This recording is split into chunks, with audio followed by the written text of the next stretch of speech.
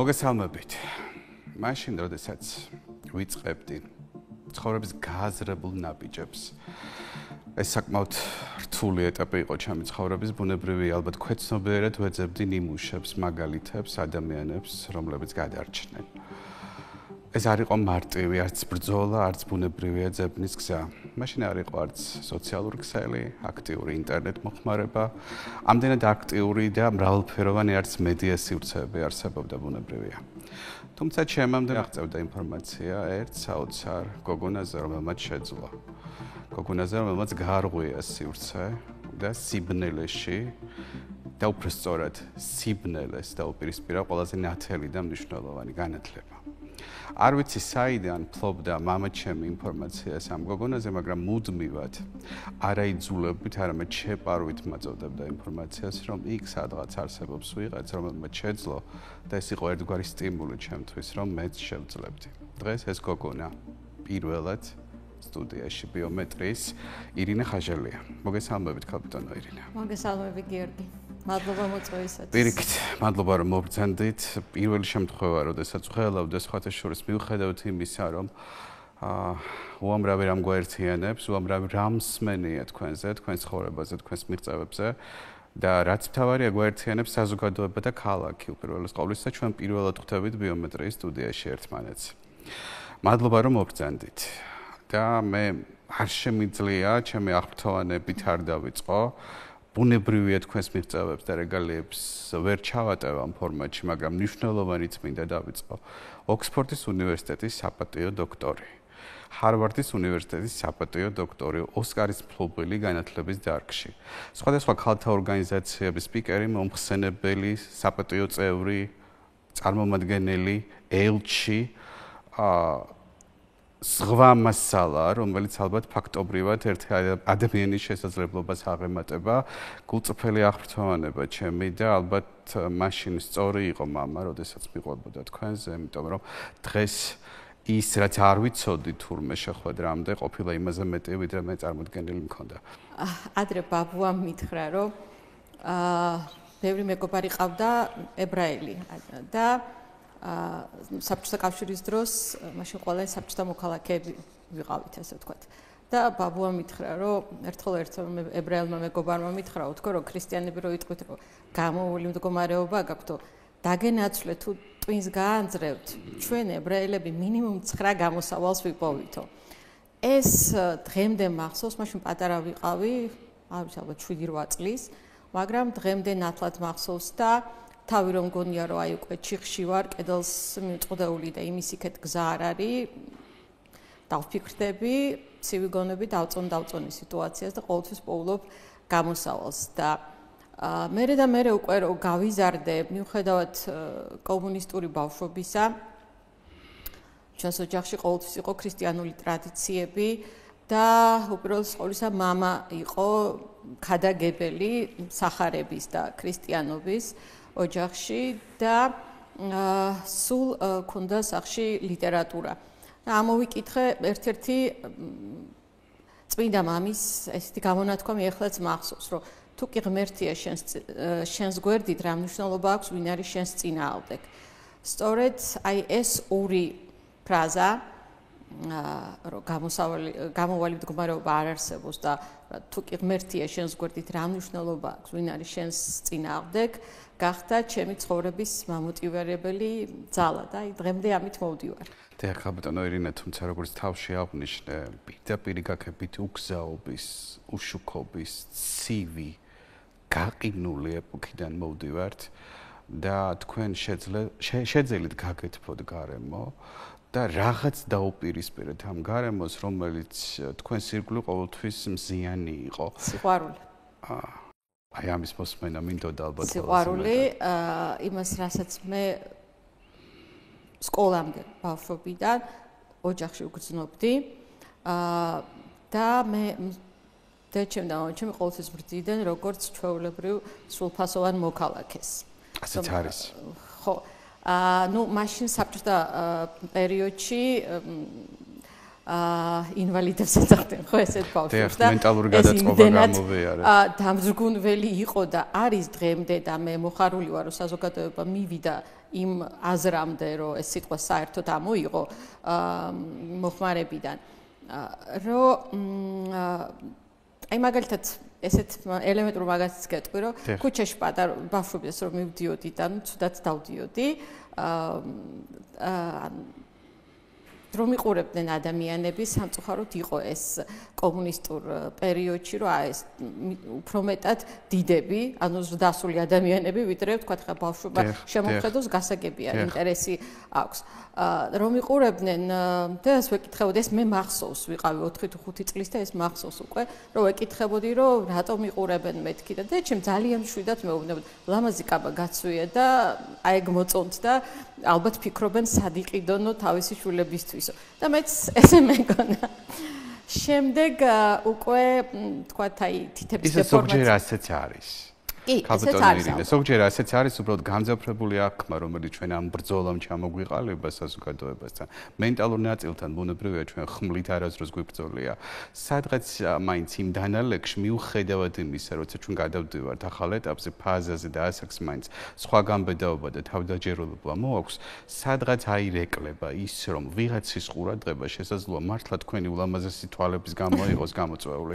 და რა იმის გამო რაც ჩვენ მგონია ხო, არ ვიცი, იცით, იყო ესეთ შემთხვევებიც, რომ მაგალითად უკვე რომ წამოვიდა თითების გაცილებით უფრო რთული დეფორმაცია, იმიტომ მე მახსოვს, ჩემი თავი, როდესაც აბსოლუტურად ჩვეულებრივად გამართული თითები მქონდა, იმიტომ რომ მე ეს შეძენილი დაავადება მაქვს, არ თანდაყოლილი და ჩემი ამას ძალიან გაგებით ეკიდებოდა კი არა, უბრალოდ მასწავლიდა ადაპტირებას ცხოვრებასთან და მეუბნებოდა ხო არიან ადამიანები ზოგს სისპერიტვალები აქვს, ზოგს თაფლისფერი თვალები აქვს, ზოგი ქერა, ზოგი შავგრემანია. ასე თითები ზოგს გამართული აქვს, ზოგს ოდნავ მოხრილი აქვს. ამის დასაჯერებლად რომ აი მე არაფერი ისეთი რაღაცა არაორდინალური არ მჭირდა, მუსიკალურ სკოლაშიც ჩამობარებია და მუსიკალური სკოლა მაქვს დამთავრებული. კი აი ამ ხელებით მე კონცერტებზეც გამოვდიოდი, ვუკრავდი მოცარტს, შოპენს, ბახს და ასე შემდეგ და ასე შემდეგ. გასაკვირია ხო, ეხლა იცი და ზოგჯერ განვიცხოვრებას მეც რომ ჩემსას ვუყურებ, მეღიმება. არის მომენტები, სადაც აღფრთოვანება მაქვს, მაგრამ არა ჩემი თავით, არამედ ჩემი მშობლებით, რომლებმაც აი მართლა ყველაფერი გააკეთეს, გარდა იმისა, რომ ჩემთვის ყოველთვის მაგალითი იყვნენ განათლების, პატიოსნების, პატრიოტიზმის, სიმართლის ამის გარდა ადამიანობის, ამის გარდა მე მასწავლეს ძალიან მყარად ფეხზე დგომა. რაც ვფიქრობ, რომ უმთავრესი არის, რაც მშობელმა შვილს უნდა გადასცეს და ასწავლოს. დიახ, ბუნებრივია ოჯახის და გარემოცვის როლზე უნდა გვესაუბრა და ეს არის ყველაზე მთავარი ღერძი, რომელიც შინაგან სიძლიერეს გვაძლევს საყრდენს ბუნებრივია და ჩვენც მივყვებით ამ საყრდენს, თუმცა ოჯახს მიღმა არსებობს სამყარო, რომელიც ხშირ შემთხვევაში არ არის იმდენად მიმღებლური, იმდენად ლოიალური, იმდენად თბილი, რომ სხვადასხვა ეტაპზე ცხოვრების ჩაანაცვლოს ის საჭიროება, რაც დგება დღის წესრიგში ნებისმიერი ადამიანის. ახლაც ესე ვართ. რამ შეიცვალა? ოდნავ მე გუწფელად მჯერა რომ ქუჩაში როდესაც ეწლით გადავადგილდები აღარ არის ის მზერა რომელზეც თქვენ საუბრობთ თან ოდნავ მსუბუქია თითქოს ვიღაც თუნდაც იგივე მედია საშუალებები და არხი რომელზეც მე მუშაობ მე დროს უთმობს და მე ყურადღებას ტერმინოლოგიას რომ ეს იყოს უნივერსალური და არ შეურაცხყოს ვიღაცის უფლება ნება ღირსება და ასე შემდეგ ხო იცით ერთხელ ერთ-ერთ საჯარო მოხელესთან მქონდა კამათი, ისე მეგობრული კამათი, ყურს კი არ გულისხმობ. როდესაც შემოვიდა ჩვენთან სიტყვა შშმ პირი, შეზღუდული შესაძლებლობის პირი და ვინ შეზღუდა ჩემი შესაძლებლობა? ვინ შეზღუდა? აი თქვენ ჩამოთვალეთ ჩემი რეგალიები და ჯერ არ ვიცი ხვალდაზე გრას ვიზამ, მაგრამ ის დანამდვილებით ვიცი, რომ ამით არ დასრულდება ჩემი ბიოგრაფია, კიდე რაღაცა შევმატებ და კიდე რაღაცას გავაგრძელებ. ერთხელ მეუფე დიმიტრი გამეხუმრა, რომ აწიო ალბათო შენგანო მარსზე ან ვენერაზე უნდა ველოდოთ იქ რაღაც სიახლეებს რომ დაგავდა. მაშინ ეს რამდენიმე წლის წინ იყო ცოტა ისე ხუმრობად მივიღე, მაგრამ რა ვიცი, 5-10 წელიწადში სასწრაფოდ შესაძლებელია. კაპიტანი ინე სტერეოტიპების ამ დღეს როგორ დააღწიეთ თავი, აი ამ გაუყვალავ გზას.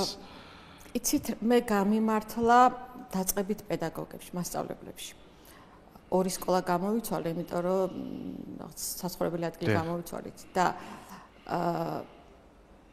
მასწავლებლები დაწყებითი ერთი იყო ქალბატონი მედია ხოფერია და მეორე ქალბატონი გუგული მელქაძე.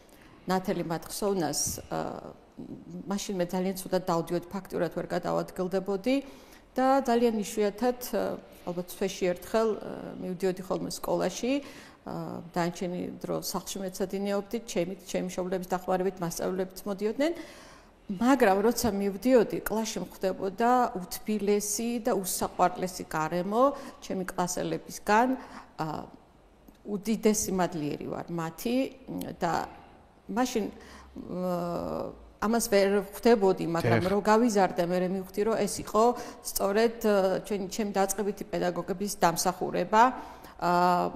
მერე და მერე უკვე სკოლაც რო დავამთავრეთ, კლასელები მეუბნებოდნენ, რომ შენს მოსლამდეო მასწავლებელი გეუბნებოდაო, რომ აი დღეს მოვა ჩვენი ცისფერთვალება ჭკვიანი გოგო. და ყველანი ისე გელოდებოდითო შენს მოსვლასო. და აი ესეთ სიყვარულში მეგობრობაში, თანადგომაში გავიზარდე, მე ერთი დღე არ მიგძნია სკოლაში, რაღაც აი ან სხვანაირი მზერა, ან სხვანაირი დამოკიდებულება და სკოლა რო დავამთავრე საბჭოთა კავშირიც დაინგრა და მე უკვე რაღაცნაირად ყველაფერი უკვე მყარად ვიდექი ფეხზე და საზოგადოებაშიც უკვე მყავდა რაღაც ჩემი სამეგობრო წრე, რომლისთვისაც მე ძვირფასი ვიყავი და რომელიც ჩემთვის იყო ძვირფასი და ალბათ რა იცით, როდესაც ადამიანი არ ახარ ნაჭუჭში ჩაკეტილი და შენ იხსნები სამყაროს მიმართ, ხო, არ ვიცი, გინდა კოსმოსი დაარქვით ამას, გინდათ შემოქმედის მიმართ აი დადებით ემოციას და ფიქრს რო უშვებ უკანაც გიბრუნდება ის სხვა ძველი ანდაზარი რასაც დათესავ იმას მონიკიო ხო და შესაბამისად თავიდანვეც ჯერ კიდე საბჭოთა კავშირი რო იყო და კარგად იმიტომ კი არ ვსწავლობდი რომ აი მე რაღაცა კარგი სამსახური მქონდეს, კარგი შემოსავალი. არა, მაშინ ჩემშობლები ხო, არ ფიქრობდი, იმიტომ ჩემშობლებს წარმოედგინა რომ მე ოდესმე დამჭირდებოდა სამსახური და შემოსავალი, მაგრამ ნუ შეიცვალა საერთოდ ჩვენი ცხოვრება, ყველაფერი ყოფა ქვეყანა შეიცვალა და შესაბამისად მომიხდა მუშაობა, მაგრამ მაშინაც კი, როდესაც აი მე გარანტირებული ასე ვთქვათ, უზრუნველი ბავშვობა და ცხოვრება მქონდა, მაშინაც კარგად იმიტომ სწავლდი, რომ მინდოდა ყოფილიყავი გამორჩეულად კარგი განათლების მქონე ადამიანი, იმიტომ რომ განათლებული ადამიანი ყოველთვის საინტერესო მოსაუბრეა. ამას მე ყოველკვირეულად, ასე ვთქვათ, ცოცხლად და ნათლად ხედავდი ჩვენთან ოჯახში, იმიტომ მაშინ არ იყო ამდენი რესტორნები და მეგობრები ყოველთვის იკრიბებოდნენ ოჯახებში და ამის ყოველ შაბათ-კვირას ჩვენს ოჯახში დიდი სუფრები იმართებოდა. მამას მეგობრები რომ მოდიოდნენ, აი ამაყი ვიყავი, რომ ნებისმიერ, ვთქვათ, იქ კამათში თუ კითხვაში მამას ყოველთვის ჰქონდა პასუხი და თან იტყოდა ეს ენციკლოპედიაში ამადამ გვერდზე, ამადამ ტომში წერიაო და გადმოიღებდნენ მის მეგობრები, ნახავდნენ და ზუსტად ეგრე იყო. ნუ მამას ფენომენალური მეხსიერება ქონდა, ხა მე იმის ალბათ 5% მაგნეტი არა სამწუხაროდ. მაგრამ რას ვამბობ, ანუ ბავშვობიდანვე კარგი არ მაკმაყოფილებდა, მინდოდა რომ საუკეთესო ყოფილიყო. ეხლაც ჩემი ცენტრის მსვენელებსაც მაგას ვეუბნები, რომ კარგი კი არ უნდა იყოთ, საუკეთესო უნდა იყოთ, იმიტომ რომ ნუ ისეთი ცხოვრება დადგა, რომ კარგი და საშუალო ლამის გათანაბრებულია უკვე. კონკურენცია ბუნებრივია ყველა მიმართულებით გასწავლებით. და როდესაც ხარ საუკეთესო, უკვე აი დამიჯერებთ ძალიან ბევრ სამსახურში მიმუშავია. რაც მთავრობის ადმინისტრაციაში თუ ამერიკის საელჩოში, Forbes-ში თუ ასე შემდეგ და ასე შემდეგ, არსად არ მოუთხოვეთ, აბა გვაჩვენე შენი დიპლომიო, იმიტომ რომ განათლება თავისას ამბობს და ეს ქახალდი უკვე მეორე ხარისხოვანია. რა თქმა უნდა, ის დიპლომი იძლევა ამ განათლებას, მაგრამ ასეც ხდება დაშენება, დიახ. რა თქმა უნდა, მაგრამ იმის თქმა მინდა, რომ თუ კი როგორც გურამიშვილმა თქვა, ხო, თუ კაცსა ცოდნა არ აქვს, გასტანჯავს წუთი სოფელი. აი ეგრე არის რა, ცოდნით ყველა კედელს გაარღვევ და ყველა ბარიერს გადალახავ. დიახ, გეთანხმებით აბსოლუტურად, ლოგიკურად მივედით საუბრის მნიშვნელოვან ნაწილამდე, რომელიც განათლებას და შემეცნებას უკავშირდება, ჩვენი ბრძოლის, ჩვენი საერთო ბრძოლის დიდი წილი ალბათ გადის შემეცნებისა და განათლების პრობლემაზე ჩვენ საზოგადოებაში. და ალბათ ათმაგდება ის შრომა, რომელსაც ჩვენ ყოველდღიურ რეჟიმში საკუთარ თავს, როგორც გეგმას ვუწესებთ. რა ხარვეზებზე შეგიძლიათ საუბარი, ვიცი რომ უამრავია, მაგრამ ამოვიდეთ იმ ჭრილიდან, რომელიც ჩვენ გვაერთიანებს და რომელიც საერთოა. უფრო ალბათ ვიტყვი რა გვაძლიერებს და დღემდე რა მოგვიყვანა ერთეულმა პედაგოგებმა, რომელსაც თავისი მხრებით მიაქვს ჩვენი შვილების მომავალი. იმიტომ რომ ის რაც ხდება მარტო სკოლაში ან თუნდაც უნივერსიტეტებში კი არა სკოლამდელი აღზრდის, ანუ ბაღში ქედან დაწყებული, ეს არის უბრალოდ კატასტროფა. ვიდრე ქვეყანა არ განახორციელებს განათლების სრულ რეფორმას ბაღიდან დაწყებული, საუნივერსიტეტო განათლებით დასრულებული, არც ეს სფეროს არ ეშველება. არ ვიცი, ზოგჯერ მგონია, რომ რახან 30 წელი ესე აყოვნებენ, იმიტომ რომ ერთი მნიშვნელოვანი რეფორმა გატარდა, ეს არის ეროვნული გამოცდების და მართლაც კოლოსალური იყო, მაგრამ ეს არ არის საკმარისი. ზოგჯერ მგონია, რომ ხელოვნურად ხო არ აფერხებენ განათლების რეფორმას, იმიტომ რომ თუ კი განათლება გასწორდება და დაალაგდება, მაშინ ყველა სფერო ავტომატურად, აი დომინოს პრინციპით ეკონომიკა იქნება, ის ჯანდაცვა იქნება, მშენებლობა იქნება, ტრანსპორტი თუ ავიცი ნებისმიერი დაალაგდება, იმიტომ რომ განათლებული ადამიანი, განათლებული ექიმი, განათლებული ინჟინერი, განათლებული მეწარმე თუ ასე შემდეგ ააშენებს ნამდვილად კარგ. მაგრამ ალბათ ამ დროს ყალიბდება საზოგადოება, რომლის მართვა ხდება კი, ჩვენ ხო მოსესწაობავართ, გიორგი, აი ჯერ 30 წელი გავიდა, ხო? კიდე 10 წელი უნდა ვიაროთ უდაბნოში, აი ესეც ბაბუამ მითხრა, საბჭოთა კავშირი რო დაინგრა, ისეთ გახარებული იყო სხვა შორის ბაბუ უსმენდა ჩუმად Voice of America. ამერიკის ხმა, კი ბატონო. და ისეთი გახარებული იყო, რომ რა ბედნიერი ვარო, რომ ღმერთმა არ გამიყვანაო მანამდე და მომასწრო საბჭოთა კავშირის დაშლასო და შენო მოესწრები რუსეთის დაშლასაც და მე აი ხო იცი დაჟიტირებული ახალგაზრდა მეგონა, ой, ბაბო, უკვე რუსეთიც დაშლილია და ყველანი თავისუფლები ვართ და ჩაეღიმა და ბაბო, თავისუფლება კიდე 40 წელი უნდაო და მაშინ ვერ მივხვდი და ეხლა ვხვდები, რომ იცით რა, კი, შეიძლება ბოლო მოდელის iPhone-ი დაიჭირო ხელში, ბოლო მოდელის მანქანაზე დაჭდე. არ ვიცი, ბოლო მოდელის ლეპტოპით და ასე ვთქვათ, ტექნოლოგიები შემოიტანო ქვეყანაში, მაგრამ თუ მენტალურად ამას ვერ აუწყვე, ფეხი და მენტალურად ჩარჩი მე-19 საუკუნეში. მაშინ ეს იქნება აი მაიმუნს რო სათვალე უკეთია. დაახლოებით. გეთანხმებით აბსოლუტურად ამ შეფასებაში შეუძლებელია, როდესაც განათლებაზე და მის ფუნქციაზე ვსაუბრობთ, არ დაგეთანხმოთ. თუმცა იმ ჰორიზონტზე, რომელშიც თქვენ მონაცვლეობთ, იყო არჩევანის შესაძლებლობა და დარწმუნებული ვარ არის დღემდე. რატომ არასოდეს დარჩით იმ საზოგადოებაში, სადაც თქვენთვის უფრო შესაძლოა მარტივი ყოფილიყო ყოფიერება, ყოველდღიურობა, თქვენი რეგალიები დღესაც იძლევა იმის საშუალებას, რომ უარი თქვა, დიახ, სწორედ ამას გულისხმობთ, ძალიან ბევრი ადამიანი იტყოდა უარს იმ ყოველდღიურობაზე, რომელშიც ჩვენ ვართ და თქვენს ადგილზე. საქართველოს სად არის? სწორედ ეს მარცვალი მინდა მოვისმინო და გაუზიაროთ აუდიტორიას. თქვენგან ეს განსაკუთრებით მნიშვნელოვანია ადამიანისგან, რომელსაც დღემდე აქვს ამის პოტენციალი შეიცვალოს მის აგვისტოში შემომთავაზეს ნიუ-იორკში Times Square-ზე. აგვისტოში ვიყავი ასევე ოფიციალური ვიზიტით შეერთებულ შტატებში. სწორედ ჰარვარდში ვიყავი, ვიწვეული ბოსტონში ვიყავი, როდესაც მომანიჭეს ჰარვარდის უნივერსიტეტის საპატიო დოქტორობა და მეც არ ველოდებოდი სიურპრიზად გადმომცეს განათლების დარგში ოსკარი, ამერიკული ოსკარი, რომელსაც წარწერილი აქვს ჩემი სახელი და კვარი, ანუ სახელობითი.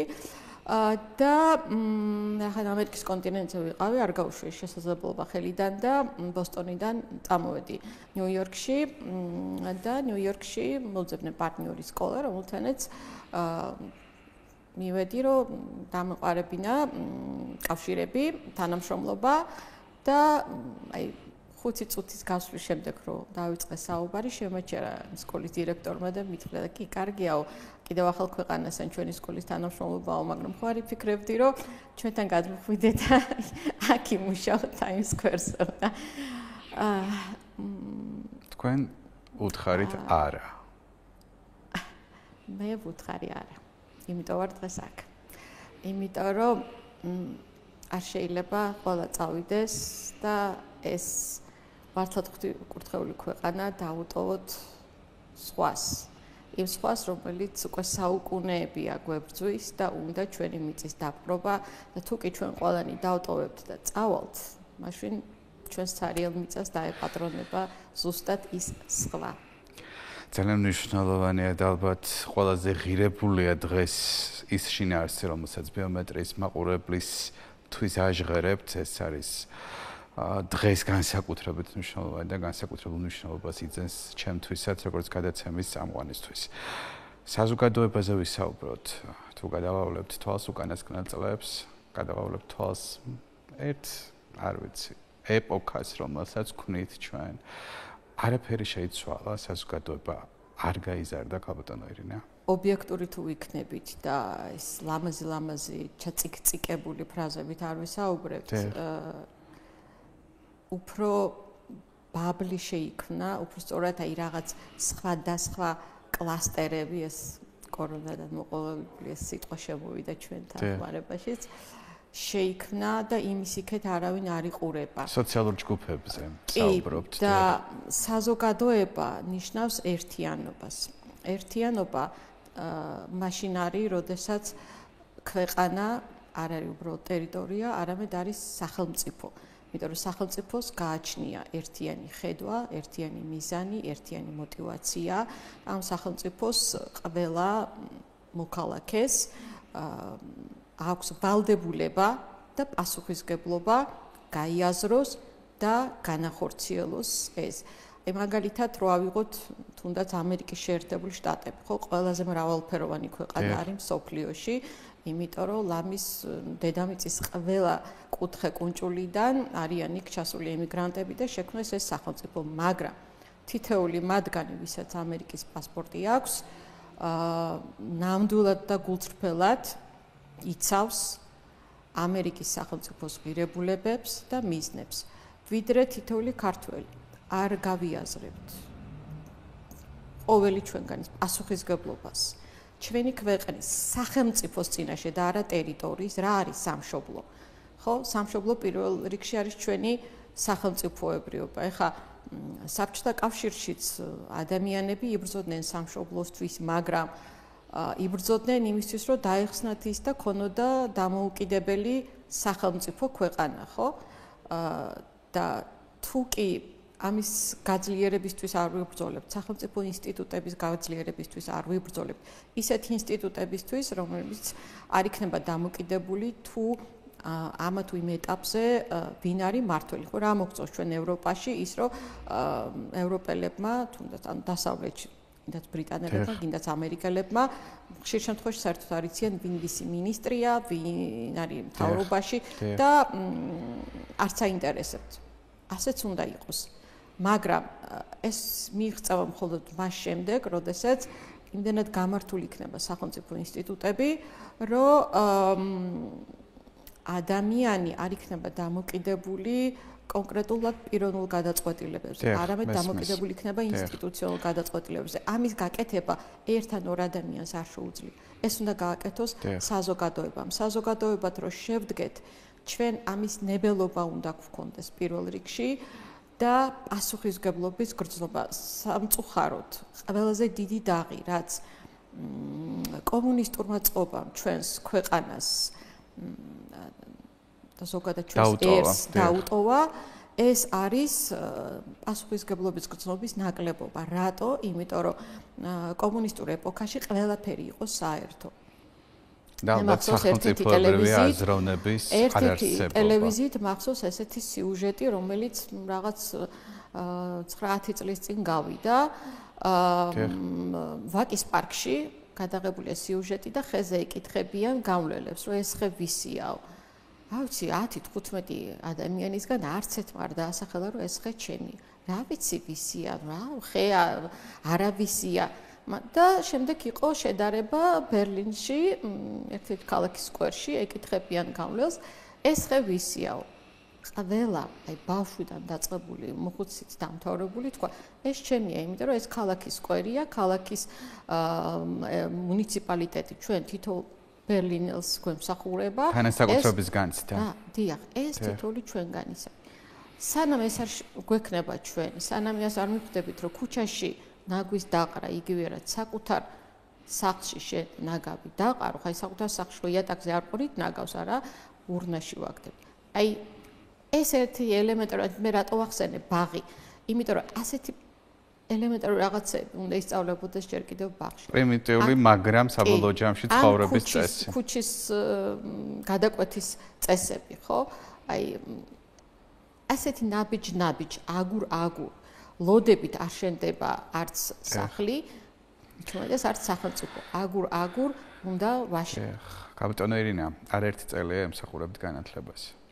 და ძალიან ხშირად მიუხედავად იმისა, რომ კრიტიკულები ვართ განათლების სექტორის და პედაგოგების მიმართ, მგონია, რომ ერთ-ერთი ყველაზე მადლმოსილი და ამავ დროს ერთ-ერთი ყველაზე თითქოს დაუფასებელი პროფესია. ახლავს თუ არა მადლობა თქვენს საქმიანობას, თქვენს ერთგულებას ქვეყნისადმი და ზოგადად დამოკიდებულებას თქვენს პერსონალურ განათლებისადმი. მადლიერების შეგრძნებას ვეღარ ვხედავ თითქოს ადამიანების მიმართ, რომელიც დგამენ ძლავრ ნაბიჯებს. იცი გიორგი, აი საზოგადოებაზე ვსაუბრობ და ზუსტად ეგრეა, დასავლურ კულტურაში ყველაზე დაფასებული ადამიანები არიან პედაგოგები და ექიმები. ვიდრე ჩვენთანაც იგივე არ იქნება. დიახ. ვიდრე პედაგოგს, რომელიც შენ შულს განათლებას აძლევს და შენს ქვეყანას მომავალ თაობას უზრდის ფაქტიურად იმ თაობას, რომელიც შენ რომ თქვა აი საპენსიო ასაკის იქნები, მოხუცი იქნები, ქვეყანაში რა პოლიტიკა გატარდეს, რა რეფორმები გატარდეს, ის უნდა გადაგიწყვიტოს. ვიდრე ეს არ იქნება სახელმწიფო პოლიტიკის დონეზე, რომ ექიმი და პედაგოგი დაფასდეს. მანამდე, რა ვიცი, რთულად მეჩვენება ეგ ყველაფერი. რაც შეეხება ჩვენ საქმეს, კი, რა თქმა უნდა, მადლიერების გრძნობა რო არ იყოს, აბა ეს იმდენად რთული ამბავია, ამდენი წელი რა გამაძლებინებდაო, ხო? იმიტომ რომ ჩემი პირველადი პროფესია არის თარჯიმნობა და თავჯდებოდი სახში და ვთარგმნიდი მაშინ წიგნებს. სულ თავიდან ეს მქონდა ჩაფიქრებული სხვათა შორის, აი სულ შემთხვევით მოვხდი იმ სიტუაციაში, რა სიტუაციაშიც მე მოვხდი და ეხლა ვარ, ხო? მაგრამ, ნუ სამწუხაროდ სულ უფრო ნაკლებია ისეთი ადამიანები, ვინც მადლობას გამოხატავენ და ეს არის ძალიან ცუდი პირველ რიგში მათთვის, იმიტომ რომ თუ კი ადამიანს მადლიერების გრძნობა არ აქვს, რა ვიცი, აბა თვითონაც რაღაც კარგს გააკეთებს და მადლობას არ ეტყვიან, ხო გული ეთკინება და დაწყდება. ხო და ამდენ გულდაწყვეტილ ადამიანს ხო ჯობია, რომ ყველანი ბედნიერები და ბუნებრივია. თუმცა ძალიან საინტერესოა დეტალურად მოვისმინო, რა არის თქვენი წარმატების ფუნდამენტი, თქვენ ირიბად შეეხეთ ოჯახისა და გარემოცვის მხარდაჭერას, პედაგოგის როლს თქვენ ცხოვრებაში. თუმცა მე მგონია, რომ მხოლოდ გარე ფაქტორებს არ უკავშირდება ინდივიდის წარმატება და არსებობს რაღაც პერსონალური ძალა, ენერგია, რომელიც თითოეულ ადამიანში ამ შემთხვევაში ბუნებრივია თქვენ გულისხმობთ. რა არის მაინც ის საყრდენი უდრეკი, რომელმაც შეგაძლებინათ ის, რაც თითქოს ერთი შეხედვით და შორიდან შეუძლებელი ჩანს. იმის რწმენა, რომ შეუძლებელი არაფერი არა, უბრალოდ ყველაფერი უნდა გინდოდეს, მაგრამ გინდოდეს ის კი არა, პატარა ბავშვს ფეხებს დააბაკვნოს, აუმეს მინდა. არა გინდოდეს, აი თხემით ტერფიდან ბოლო უჯრედამდე გააზრებულად და მიზანდასახულად იმას მიაღწევ. მიუღწეველი მართლა არაფერი არ არის. მე აი Forbes-ში მუშაობდიო, წეღან რო ვახსენე, ხო? ნუ აი Forbes-ი რო პირველად გავიგე ჩემს ცხოვრებაში, ნუ ახალგაზრდობაში, რა თქმა უნდა ვერ წარმოვიდგინა, რომ ჩემი სახელი და გვარი ოდესმე Forbes-ში მოხდებოდა, ხო? არც არასდროს არ მქონია ლტოლვა რაღაცა მომხვეჭველობის და ფულის შეგროვების და რაღაცა არანამჯულად, იმიტომ რომ არ გავსდილა ასეთ ოჯახში. მაგრამ მოხდი Forbes-ში. რედკოლეგიაში მართალია როგორც თარჯიმანი, მაგრამ ხო დაიწერა Forbes-ში ჩემი სახელი და ასე რომ მიუღწეველი არაფერი არ არის, უბრალოდ ადამიანს უნდა გინდოდეს და Churchill-ს აქვს ეს კარგი გამონათქვამი, რომ გზაზე რომ მიდიხარ, ყველა ძაღლს ვინც გიყებს თუ დაიხარე და გაშეჭრიდო დაიხარო და ქვაესროლო, მისდამდე ვერასდროს ვერ მიაღწევო და სწორედ ასე არა, შენი გზა უნდა გააგრძელო იმისდამდე და ყოველთვის იქნება ვიღაცა, რომელსაც არ მოეწონება, რომელიც კრიტიკულად შეგაფასებს და ეს ნორმალურიც არის, იმიტომ რომ ახლა მართლა შაურიანი ხო არა, რომ ყველას მოვწონდე ხო, იმის არ იყოს და ასე რომ ეს ნორმალური არის, უბრალოდ თუ კი ადამიანს მართლა გინდა რაღაცის მიღწევა და გაკეთება, უნდა შეგეძლოს სხვისი აზრის მოსმენაც, აწონ-დაწონვაც და იქედან ასე ვთქვათ საუკეთესოს ამოღება და იმის გათვალისწინება, იმიტომ რომ მე ყოველთვის ვემხრობ იმ პრინციპს, რომ ერთი ჭკუა კარგია, ორი უკეთესი, 3, 4, 10 თლად გადასარევი და ასე რომ თუმცა მიუხედავად აი ამ ძალისა, ჩვენ ვართ ადამიანები და ბუნებრივია გვაქვს ეპიზოდები ცხოვრებაში, როდესაც ძალიან რთულია ხელახალი გადაწყობა. ზოგჯერ არის იმედგაცრუების მაღალი ხარისხი და მგონია რომ აქ დასრულდა და შემდეგ უკვე აღარაფერი ან აღარ შემწევს ძალა. თქვენ აქაც ხართ ძალიან ბევრის მაგალითი, ისე როგორც წლების წინ იყავით ჩემთვის. და ჩვენ ალბათ გვიყურებს ახლა აუდიტორია, რომელსაც აი ეს შინაგანი ძალიან განსაკუთრებული და სპეციფიური უნარი გამოადგება ცხოვრებაში საგზლად. მე მაინც მგონია რომ გარემოს მიუხედავად თქვენში არის განსაკუთრებული ნიჭი. არ ვიცი გიორგი რა იცი, ორჯერ მქონდა კლინიკური სიკვდილი. ისეთი რომ აი უკვე ექიმებმაც რომ ხალათი გაიხადეს და გავიდნენ რომ დავამთავრეთ უკვე არაფერი და მოუბრუნდი. და რახან ასეთ სიტუაციებიდან მოუბრუნდი, ეს ჩავთვალე რომ ესე იგი მე ჩემი მისია ჯერ არ დამისრულებია და კიდე რაღაც არის გასაკეთებელი, იმიტომ რომ როცა ადამიანი ასრულებს შენ მისიას გადიხარ ამ ქვეყნიდან.